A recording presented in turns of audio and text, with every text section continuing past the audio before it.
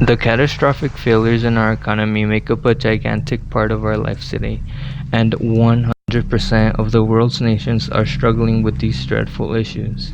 Now, I'll be giving you, them, and everyone watching instructions on how to solve global economic leaders and massive nations have struggled with long before the birth of their countries.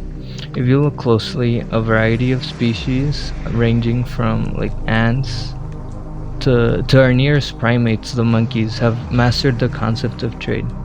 And even some people of our own species have refined and made significant breakthroughs in the subject, but we've just come to a huge stopping point that I'm going to be addressing first because it's important to see how to do things correctly.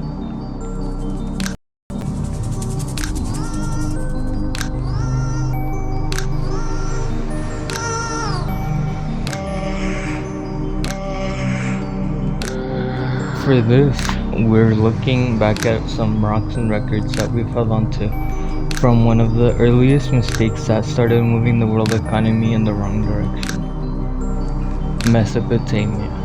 Although not the first civilization to establish an economy, had pretty notable errors in a way they managed and handled their financial records.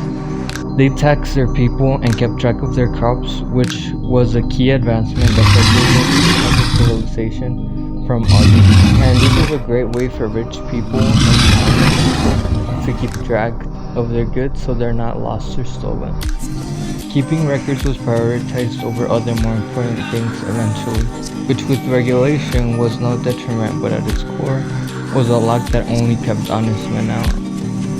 By having a system that punished criminals by making them repair or give back to society what insignificant goods they took, seen as killing two birds with one stone. There is a lack of thought put into analyzing the psychological effects that conditioned the weakness that caused the criminals to act this way more profoundly and buried this mentality deeper that kept them trapped in living a life of crime if they were not put back in line by their fear towards their leader. A disappointing amount of kings did not kill either. They believed it worked, and so it did, leaving not much room for suggestion. This type of monarchy was as bad as most kings because they were above. Some select people that really above, except some like I don't think God chose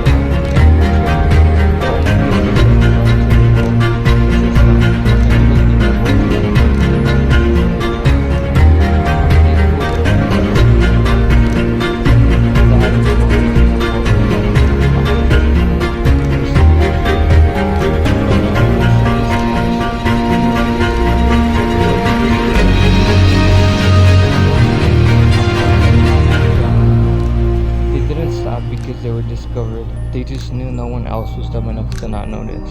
Now this democracy contributed to the flourishing of their economy that allowed so much to be learned. Well, more like recorded, because almost no one really learned anything from the downfall of Persia's invasion, which they should have endured if they didn't make one fatal mistake: establishing a government as poorly as Sin did.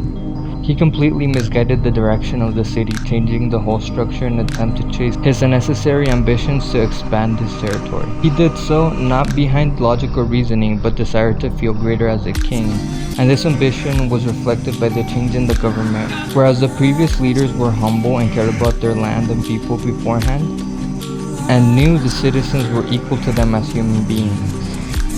After he started to develop his monarchy, he was influencing the city to change the government to be able to expand.